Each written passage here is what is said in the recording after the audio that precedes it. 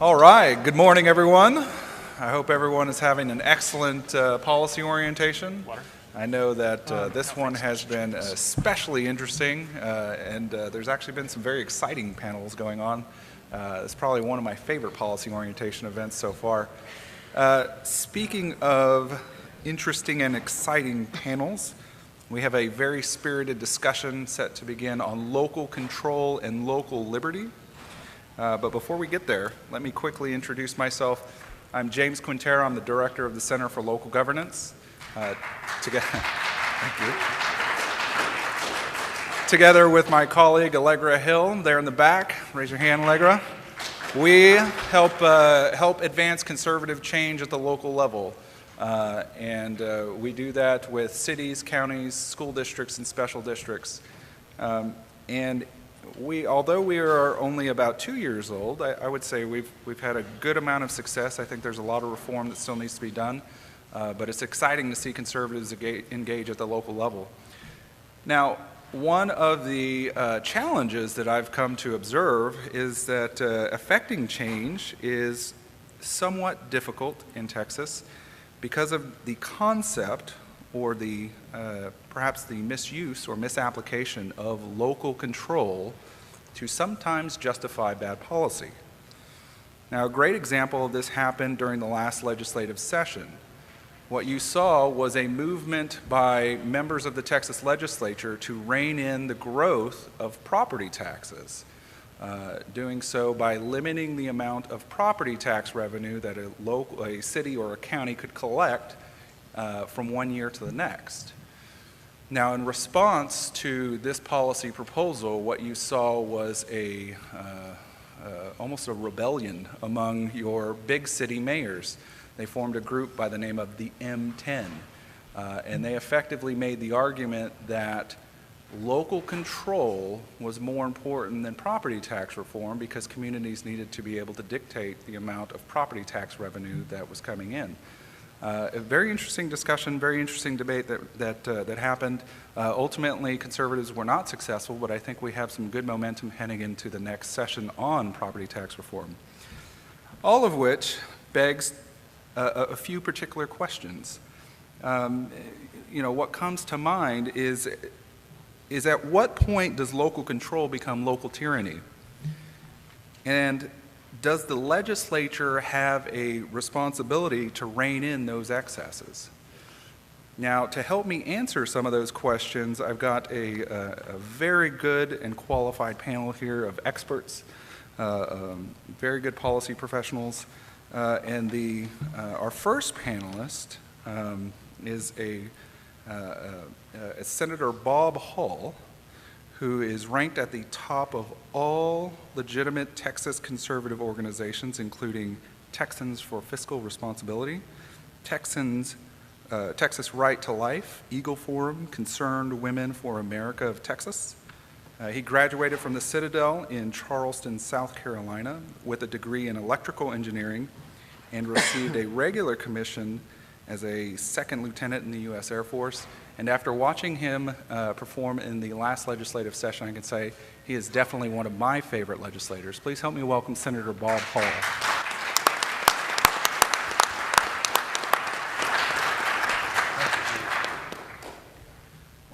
Wow, thank you for that compliment coming from TPBF. Let's appreciate that. I'll just reconfirm what he says is someone who is an original intent constitutional conservative who unabashedly views things through the lens of Judeo-Christian values. I find this topic to be a very interesting one because limited government was intended for a purpose, and that was to allow us the liberties and freedom and a free enterprise system for economic prosperity for everyone. And what we find is as our governments have grown at all levels, it has consumed finances and liberties and limited the free enterprise system to the point that we are not far from choking our system.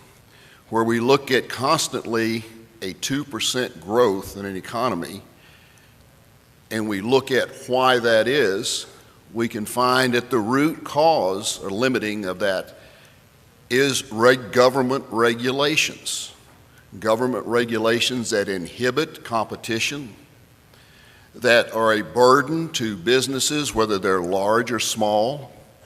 And I'm talking about regulations and laws not only because, as I understand it, we're talking about liberty versus control, local control, and understanding that when we talk about control, we have to understand that the foundation of our country is the state. It's not the federal government, it's the state. It's first the people, or in my view, it's first God and then the people that form the states, and it was the states that formed the federal government. And it's the state that formed our local governments, the cities and the counties. So that state control is local control from a national standpoint. And it was done that way for a very good reason, because if you don't have at least some consistency at the state level, you have absolute, utter chaos within the state. And you imagine what it would be. There got to be limits and lines drawn. I understand that the government can never, ever keep doing what it can't keep doing the idea of one size fits all. That's understandable. But we have to look at what is truly local and what is statewide. And you imagine if all the cities were allowed to, let's say, establish their own rules for voting. They're allowed to establish their own rules for traffic management. I'm not sure everybody here remembers back as far as I do when we didn't know we could turn right on red depending on what city we were in. Well, we're now getting the same thing. You don't know whether you can use your cell phone in the car depending on what city you're in. If you live in the Dallas area, it's a hodgepodge as you move from one to the other. And so as we see our cities and other municipalities that have the authority under the way we're set up today to issue rules and regulations, we can see that it's not necessarily in the best interest of everyone in the state.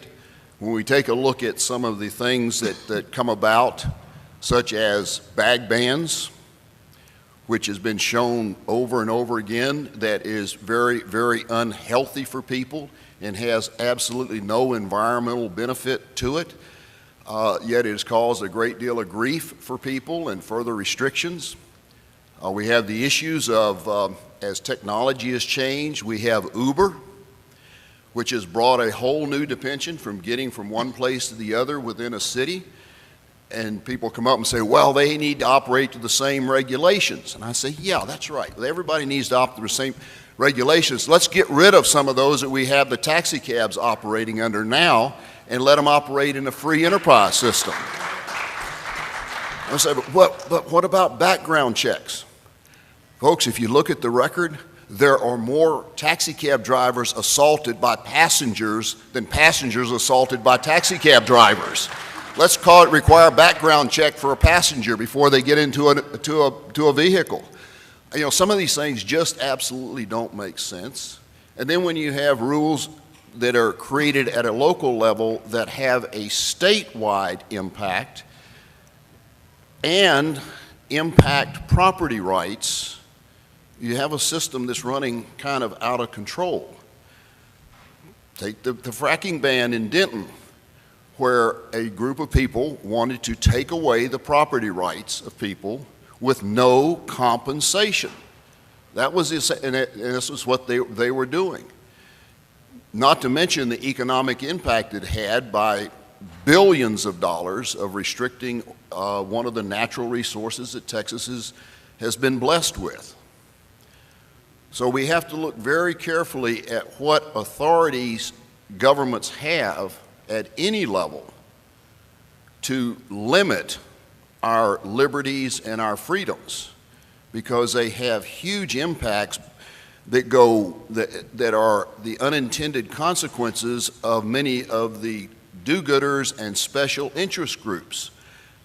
As an example, with the taxi cabs, you take a look at the rules and regulations around them, and they're specifically designed to limit competition.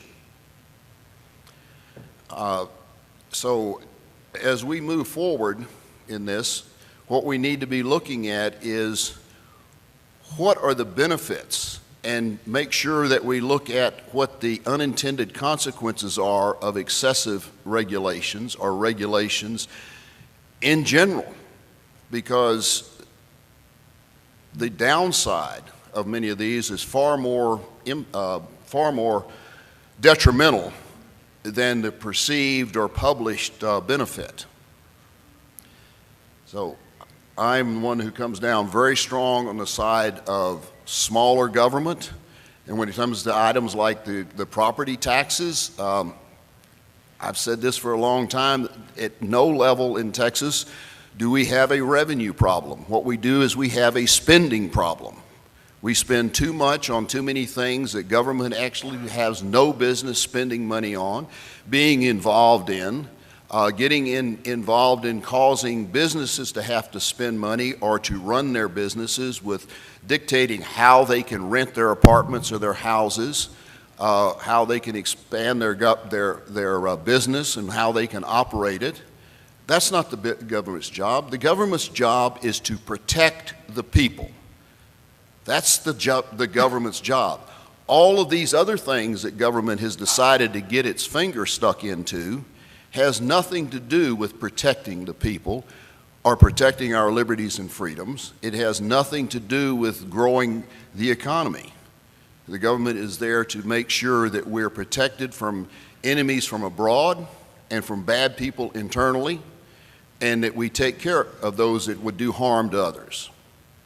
And let the free enterprise system work with people engaging in business so that they can grow their businesses.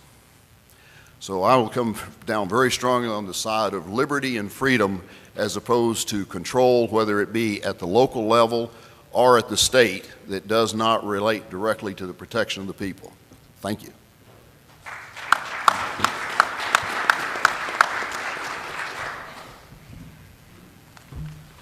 Excellent thought, Senator.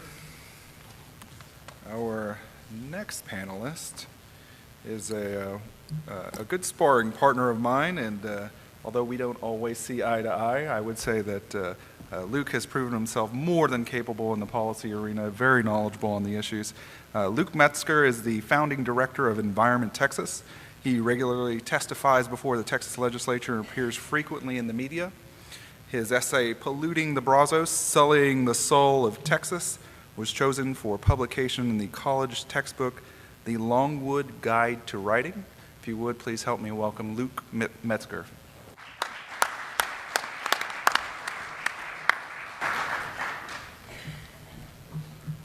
Thank you, James. I think the bottom line is that there has to be a balance between local control and liberty. And obviously I work on environmental issues, and so I look at it from the lens of the environment. And I think there are a number of examples of how we do need some reasonable standards to protect people's property. I'm reminded of the old expression that your right to throw your fist ends when it touches the tip of my nose. What you do on your property can impact other people's property, and that's where local government and government in general plays a critical role in helping balance that out, helping protect basic health and safety. And I think two good examples of that are on, as have been mentioned, around plastic pollution and on fracking. Now, if you look at plastic bags, we think that nothing we use for just a few minutes should pollute our state and our oceans for hundreds of years. But that's what plastic bags are doing. They are, every year, millions of them wind up in our parks, in our creeks, in trees, in the Gulf of Mexico, where they not only make Texas less beautiful, but cause some serious problems. We know that it costs a lot of money to clean up litter. TxDOT spent $47 million in 2012 cleaning up roadside litter, including plastic bags. Harris County spent $11 million last year on street sweeping and litter abatement, and these things cost money. We also know that plastic bags can cause risks to public safety, including flooding by clogging creeks and storm drains. We know that plastic bags are causing problems for the Gulf of Mexico, where they wind up on beaches, which can hurt tourism dollars for local communities that have beaches littered with bags. Nobody wants to go to a beach like that. And they also cause harm to marine wildlife. For example, sea turtles can mistake plastic bags for jellyfish and end up choking and dying on those bags. So unfortunately, the state of Texas is not taking action to address this problem, to help protect our communities and wildlife from the threats of plastic bags. And that's why local governments have stepped in to fill the void, to help protect our communities, help clean them up, to help keep Texas beautiful. About 11 cities in Texas now have passed ordinances on plastic bags, ranging from Brownsville all the way out to Fort Stockton in West Texas. And these programs are working. Just here in Austin, the ordinance has reduced plastic bag litter by 2 to 6 million bags every year. And just look around and you can see the difference between before the ordinance and today. Our city is much more beautiful, far less litter from plastic bags. And this is litter that is highly visible, it floats, it can wind up in our trees, and it really has kind of a special problem associated with it compared to other forms of litter. We also, I think fracking is another example of how what you do on your property impacts other people's property and other people's health. And a good example of that is the experience of Robert and Lisa Parr in Decatur, Texas. They own a 40-acre cattle ranch about 40 miles northwest of Fort Worth. And around 2008, they lived there with their 11-year-old daughter, Emma. And around 2008, when the fracking boom really started taking off, oil and gas companies developed 20 different wells around their property. And it was at that time that Lisa Parr started to get sick. She started to have pounding headaches and get sick to her stomach. She just developed a mysterious rash on her body and open sores that wouldn't close. Once she had to go to the emergency room and doctors had to pack her body in ice. Her daughter, then in the first grade, started to have serious nosebleeds. She'd wake up in the middle of the night soaked in blood. And her husband, Robert, started to have memory loss. They went to the doctors, and 8 different doctors, and the doctors couldn't figure out what the heck was going on. Then their calves on their ranch started having birth defects, and pets died. They started to hear similar complaints from neighbors. So they finally got the air tested and found a number of toxic chemicals associated with petroleum products like benzene thick in the air. Lisa had her blood tested. They found 20 different chemicals in her blood. Her doctor told her, get out of there. It's not safe to be in your home. And they had to move out of their own home for several months. They rightly sued to hold the company accountable, and a jury found last year that the company had polluted their property and had made them sick. And that's just one example that we're hearing dozens and hundreds of stories like this across Texas of people whose health, whose property has been damaged by other people's activities from fracking. And these examples are backed up by science. The University of Colorado School of Public Health found that people living within 1 mile of a fracking facility were at greater risk of health problems. Researchers at UT Arlington last year found more than 19 fracking-related chemicals in drinking water wells across North Texas. And it's not just threats to health, it's also threats to safety. Last spring, a gas well in Arlington leaked fracking fluid, and it had forced people from 50 homes to evacuate their homes. We also know people in the North Texas towns of Azle and Reno have had their homes rattled dozens of times by earthquakes that scientists link to the injection of wastewater deep underground. The town of Barnhart in West Texas, their drinking water wells went dry. They ran out of water because of drilling companies withdrawing water for fracking. The town of Flower Mound found property values of homes in their community dropped because of drilling nearby. And we know then with all these problems, once again, the state of Texas has failed to protect people from those problems. And for example, the Railroad Commission, which is the state agency which regulates oil and gas in the state of Texas, has a terrible track record of inspecting these facilities and holding companies accountable when they break the law. The Sunset Commission, which of course is the agency which reviews other state agencies, they looked at the enforcement program of the Railroad Commission and they called it, quote, sorely lacking. And it's no wonder when you look at the millions of dollars that oil and gas companies are giving in campaign contributions to the commissioners of the Railroad Commission and to members of the legislature. The Sunset Commission called those donations a clear conflict of interest. So clearly, again, local governments are stepping up to fill the void to protect people from these threats. And they're doing reasonable measures like a buffer zone to say you can't drill right next to an elementary school. You can't drill right in the middle of a city park. We're going to have our own city staff go and inspect these facilities to make sure they're safe. And we're doing it far more frequently than the once every few years that the state get around to doing it. So we know that cities are playing a critical role in protecting, or they were playing a critical role in protecting people and really are often the last line of defense. But the legislature last session passed HB 40 expressly preempting the rights of cities to adopt some of these very basic protections. And I think that's a huge mistake. The great thing about cities and about our kind of federal system of government is that a city is smaller, it's much more nimble than the state legislature to be able to respond to local constituents and the problems they bring to them. And they're able to develop novel policies and test them out. And if they work and they're successful, great, then other cities can adopt them too. And maybe the state will take them on and make it a statewide policy. And if the policy fails, then the rest of the state won't have had gone through it. But if we have state preemption really blocking the creativity of local problem solvers, that's a huge loss. And it really is an attack on the marketplace of ideas that we find in local governments. So in conclusion, I think there has to be a balance. We need to protect local liberty, of course, but we also, sometimes liberty infringes on somebody else's liberty, and we have to have that balance. Thank you.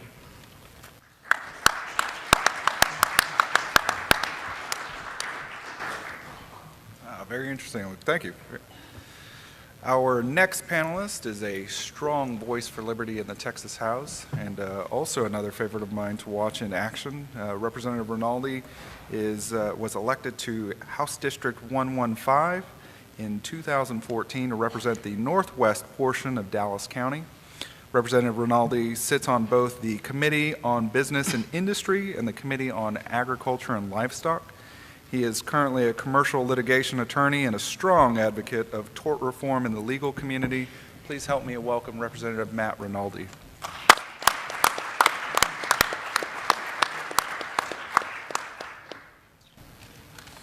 Thank you very much. I wanted to talk today about how we work all of these concepts we've been talking about into a workable principle of governance. When we see a bill, we evaluate a bill that arguably impacts on local control.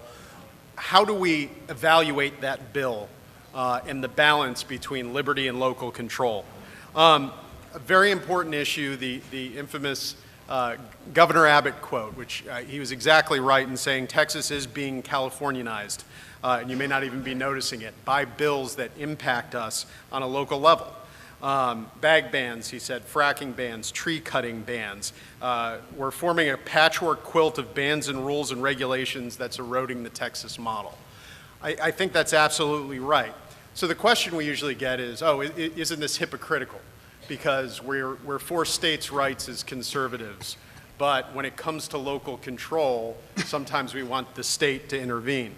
And I don't think it does. First of all, I've always found it hypocritical that local control advocates always seem to abandon it when it doesn't suit their political purposes. For example, the texting while driving debate I always think of. Why do the loudest advocates of local control, when a texting while driving bill comes up, want to preempt local choices not to impose fines for texting while driving? I mean, there are many other examples as well, but it seems to be sometimes we don't have a working principle of governance, and instead it's just, well, if I like the policy, I'm going to point to local control. If I don't, I'll figure out some other principle to point to.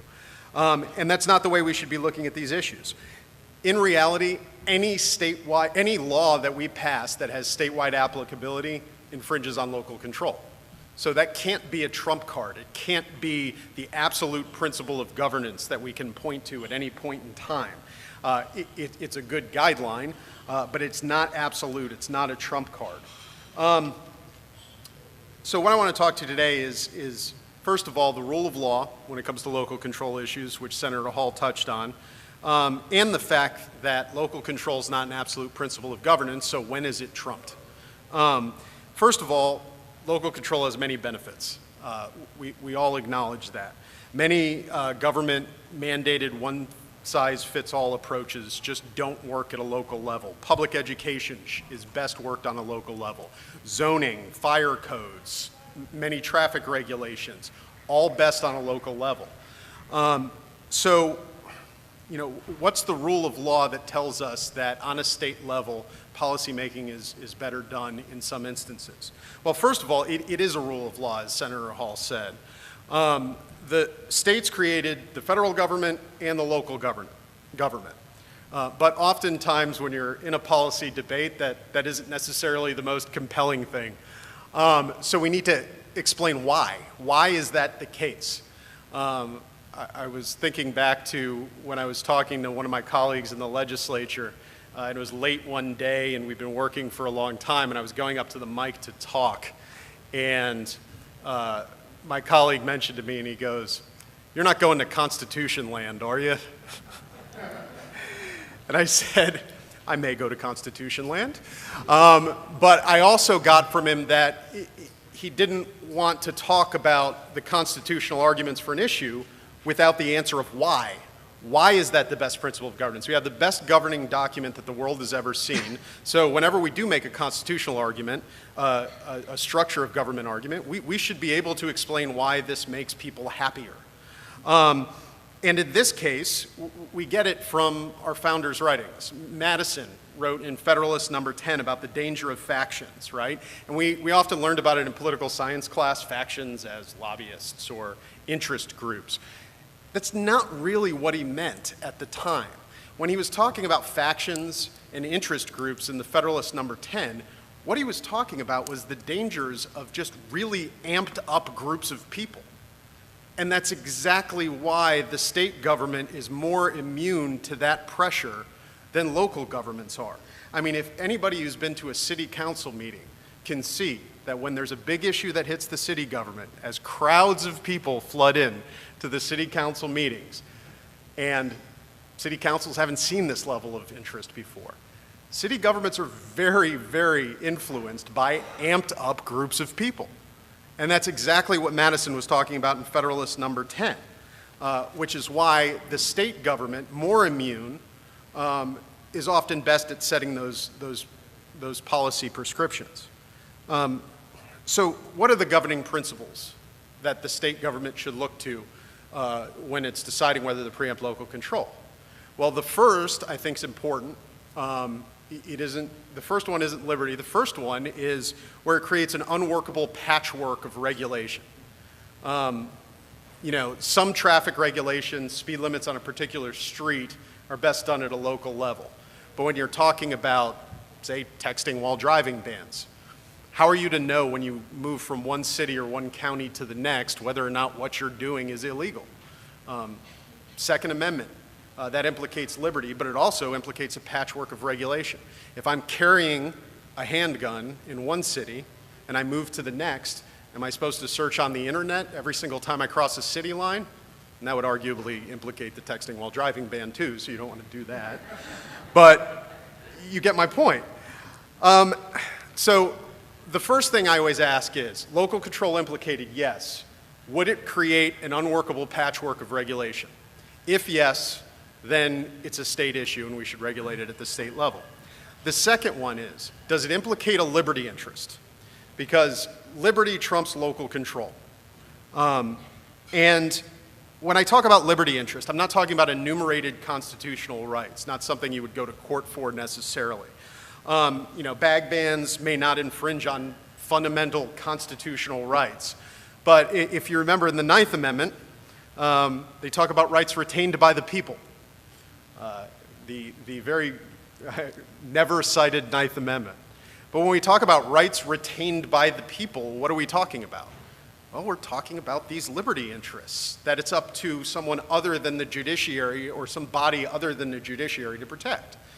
And that's what the state government needs to be looking out for. So while bag bans may not infringe on constitutional rights that are fundamental, like freedom of speech or the right to bear arms or equal protection, they implicate contractual and private property rights that are very important and are certainly retained by the people. Examples of where a liberty interest is implicated that the state needs to evaluate. Bag bans. Bag bans erode the right to contract, and the state needs to evaluate whether or not there's a public policy justification for it. In the case of bag bans, the state has evaluated that and put statutes into place which prohibit these bans, which resulted in Dallas revoking theirs under threat of a lawsuit, or the lawsuit may have been filed, I don't remember, but it was in the early stages if it was. And why is there no public policy justification, which we've heard before? It's been found that, yes, plastic bags have, we've lowered the use of plastic bags with at least Austin's plastic bag ban, and there are less being used. But there are studies that also been found that it's worse for the environment overall because their use has been replaced by thicker bags that take more, that use a bigger carbon footprint to produce and take up more landfill space. Also subjects the consumers to health risks. Reusable bags create a higher risk of foodborne illness. Also violates the state statute, creates more shoplifting, which I had never heard before until I talked to one of the local Kroger owners. And he had said that they were having a shoplifting problem because they couldn't tell who had paid and who wouldn't because the bag was an indicator that they had paid. And also economic harm, the fact that people can't buy as much. So there are competing interests in this, and who evaluates them? The state does. The state needs to evaluate whether or not the liberty interest is implicated and outweighs the benefits. The HERO ordinance impacts this as well. Criminalizes business owners' right to do business with whom they choose. And there are other examples as well, and we can go on and on. So when you're evaluating these issues, that's how you need to look at them as to this balance. Proponents of local control, above all else, should ask, should a city be able to prohibit smoking in homes? Should a city be able to exempt itself from the state ban on abortion after 20 weeks?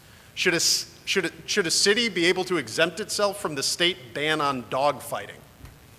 Is this a local control issue? If you could find one space in Texas that could do that, then you'd have a dog fighting ring in Texas, arguably. You would have little pockets where you can get an abortion after 20 weeks of late-term abortions.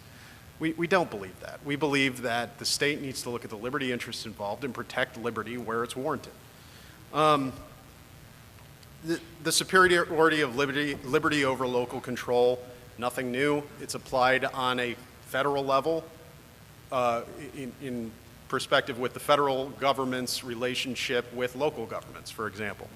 The 14th Amendment to the U.S. Constitution prohibits local laws on a city level which violate freedom of speech, which violate Second Amendment rights. George Wallace's stand in 1963 resisting segregation of public schools. If you look at his writings at the time, he talks about local control. We don't believe, and we've never believed in the last 100 years or more, that liberty does not trump local control. So that's how we need to look at these issues on a state level. We need to say, okay, local control is a principle of governance that sometimes works. And is it unworkable due to a patchwork of regulation? Or is there a countervailing liberty interest that outweighs it? And that's how we should look at every, I believe, local control issue on a state level. Thank you.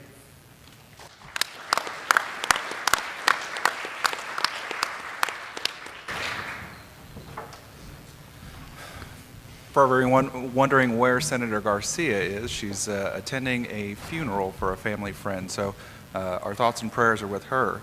But that means we have a little more time for Q&A, and so what I'd like to do is actually I have a question for the panel, and I'd like to see if anybody's got a good answer. You know, we've discussed a lot kind of the merits of the plastic bag ban and whatnot, but it seems to me that that you have a situation where various political subdivisions are effectively ignoring what the state has said on certain matters. Now, the state has, through the Attorney General, has an ability to issue an advisory opinion, but really the burden of making sure that local governments observe state law has fallen on individuals in the affected communities. Should the state have a responsibility to make sure that local governments are observing state law? Should the Attorney General office have some kind of enforcement mechanism provided to it in order to rein in some of these excesses? I can answer if you want. I can too. Go ahead. Yes, I do think it should. In the case of the bag ban, I mean, you're talking about a simple declaratory judgment action. If the Attorney General's office were to enforce these bans, it wouldn't take up an unworkable amount of resources from the Attorney General's office, and oftentimes these cases would be decided on the law alone. There is an extensive discovery. So, yes, I think it is the responsibility of the state to look out where cities are violating state law in these instances and enforce state law in the courts.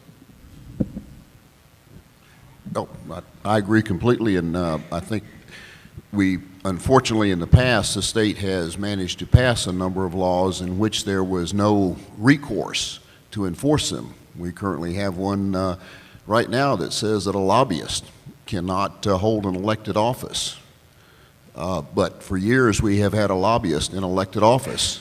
It looks like that's coming to an end this time, but he stayed in office because there was no recourse. Yes, everybody agreed. The Attorney General agreed, the Governor agreed, the legislature agreed that, yes, there was a violation of the law, but there was no recourse to it. And so I think it's incumbent upon the legislature in the future to make sure that as we have these laws, that there is a recourse and that there is action taken for that, to enforce that law. And if the people decide that it's a law they don't like, then that's when we get it changed. But if we have a law on the books, it needs to be enforced. It sounds to me, James, that you're proposing a pretty big expansion of power and of state governments there, and that's going to cost more money. And so I'm curious where you're going with this. I mean, I don't know. That's a good question. I mean, I think the courts are pretty set up well to address any of these kind of conflicts.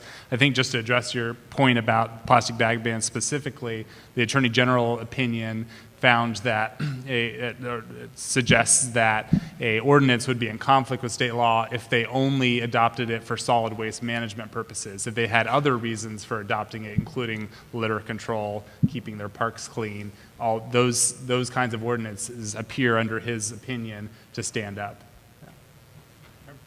Okay.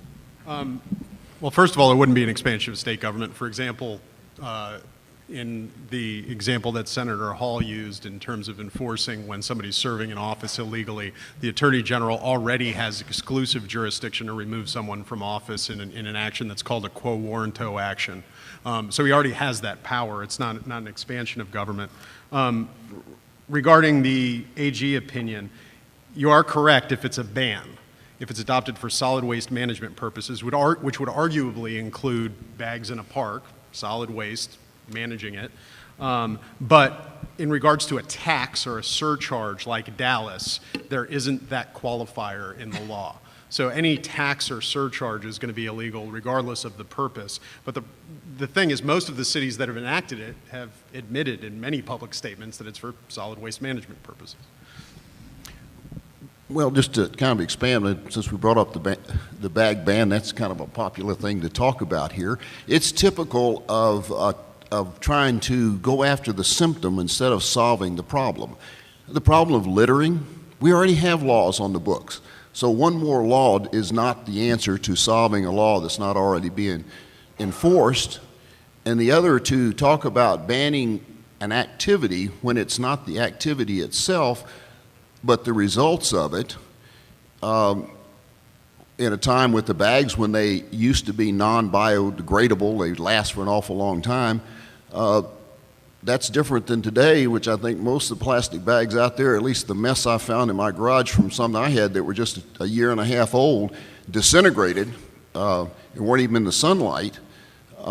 It's more of the results of an activity. The fracking is a good example. Instead of addressing the issue of the problem, if there was one really, and real science was used to determine a health issue, then the problem should be addressed from a standpoint of the health issue, not the activity. Just to have the ham-fisted response that says, well, you can't do that. Well, it's not doing that that's the problem. It's maybe the way it's being done.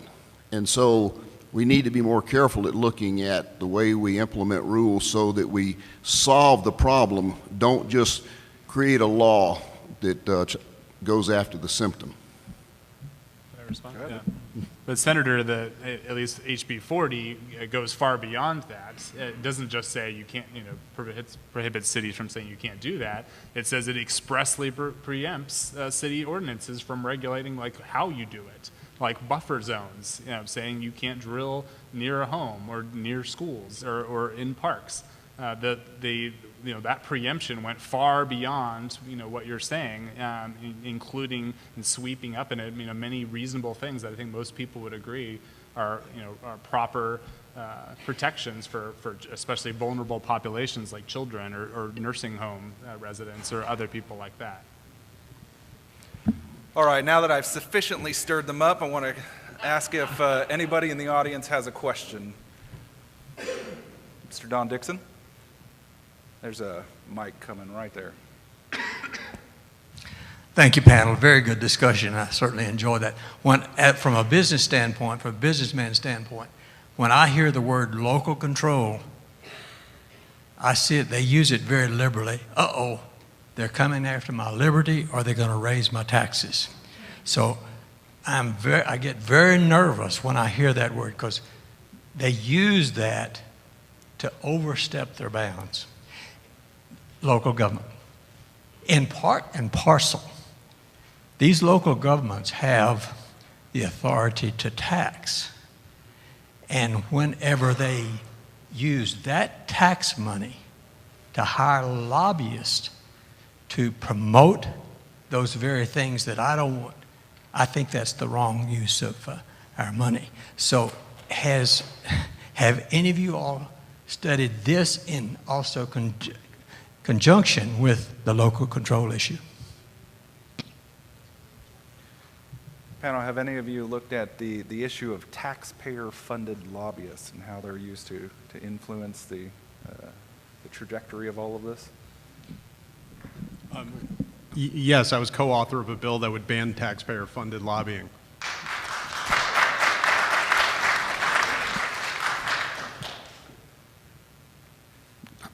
I agree with it. I mean, think about that, folks, using your tax money to go try to convince the legislature to spend more of your tax money on a special interest group. And believe me, local government is a special interest group, as are the local school districts, and I just don't think that's a proper use of tax money to try to convince the legislature, other places, to spend more of your money on something that serves a very narrow group of people. Any other questions? Got one. Oh, go ahead. Yes, I applaud the intervention by the state to protect property rights in terms of any local access, local initiative that interferes with someone's property rights. But I'm curious as to why in that bill, I think I'm correct about it, that they let the decision of whether it actually affects somebody's property rights with the county clerk, as opposed to making that go through a legal process with a court system? Doesn't that give the county clerk the ability to just disregard things, saying, well, this doesn't have anything to do with your property rights, we're going to go ahead and implement our municipal plan regardless because property rights aren't involved? Had to leave a little bit of local control. So, no, I can't, I really don't know why they particularly, I don't recall why they picked the county clerk on that. I believe we have a question up here up front.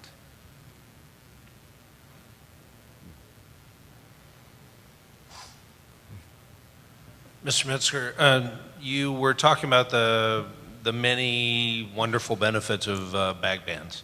And one of them you mentioned was the elimination or reduction of the cost to clean up roads, the cost to clean up roads. So Austin has had a bag ban in place for years now. How much has the budget been able to cut the cost of cleaning roads in Austin as a result of having a bag ban? It's a good question. I don't know. That it's zero or Posit less. or you know? I would posit.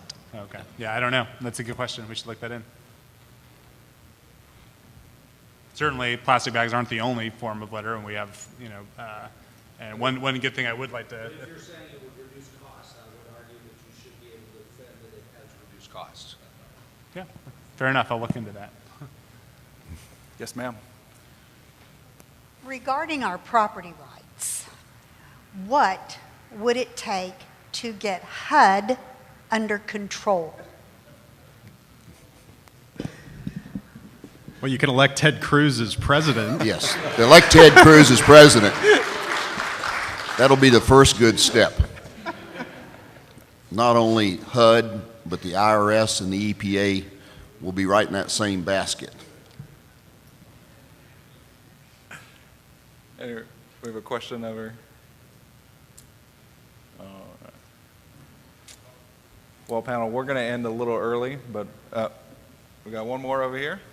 Oh, Okay. go ahead, Phil. A question for the three panelists. So we're talking local control, not application of regulation. We're talking here about where is the most appropriate level. Should regulation for certain things be done at the local level or the state level?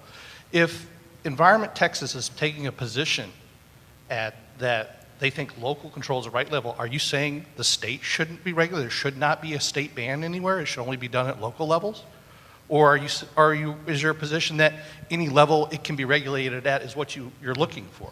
Are you abandoning state regulation? Because I think when you look at the state law, it doesn't eliminate the fact that you could propose something at the state level. They're just saying it's not at the local level. They're saying for uniformity. So what is the real position? Are you taking a appropriate level, or I'm a little bit lost on this? Well, I think there's an appropriate level for, I think there were some examples that were given. I think zoning is a local issue, that certain parts of traffic decisions would be a local level. Stop signs and traffic lights and speed limits. There are other parts of that I think, you know, that need to be consistent throughout the state. I mean, the city shouldn't be able to come up with their own way of striping the roads or decide you can drive on the left-hand side or things of that nature.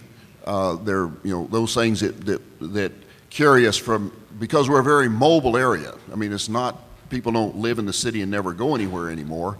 It's, we're very mobile. So there are things that you need to have consistency from one area to the other as you go, but there are other things that happen locally.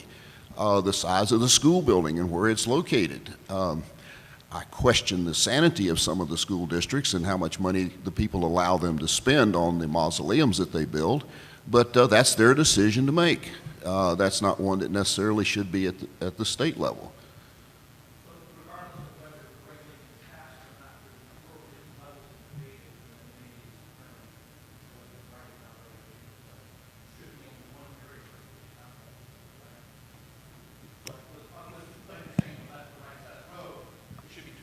Certain stuff should be determined at the state level, whether it's passed or not. It should always remain in that realm, but then there's certain ones at local levels that should always remain at that realm, and we shouldn't be floating back and forth depending on the time. I think the answer is yes to that. But one thing specific is that if the state addresses the issue with the law, then that takes it out of the hands of the local to, as an example with open carry that was just passed. No local entity should even, should have the authority to say, yeah, but you're not going to open carry in this city. That kind of thing, if it's addressed at the state level, then it should be, that's where it's addressed. Our bottom line is protecting the environment. We don't care which level of government does it. We want, our air to be safe to breathe. We want our parks protected. And, there is, you've said before that local control advocates, only use it when it's helpful to them. And I would say the same is probably true for you. I mean, you said that when there's a conflict, liberty always trumps local control. What about somebody who wants to build a porn store or a strip club right next to a church? Is that not an appropriate, limitation on their liberty because the community decides that's not within their values? There are times when we do legitimately have some limits on someone's liberty or their ability to develop their property because of things that protect the community. And I'm, arguing that that's the case we need to do in terms of health and protecting the environment. And I'm sure everyone can come up with their own examples. And you've said that the same thing with the driving on the left side of the road. That's about saving lives and protecting people. Why shouldn't we have a community be able to do that on issues like fracking? I'd say just a reminder, there's a big difference. Now, we said zoning is a local issue. So building a porn store next to a school would be a zoning issue locally.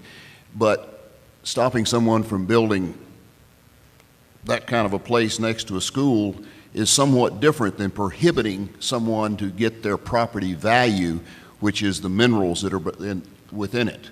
Because you didn't build that particular kind of store doesn't mean you couldn't put a grocery store in there or a dime store or something else. It's not prohibiting the use of the property. So it's not really a one-for-one liberty issue.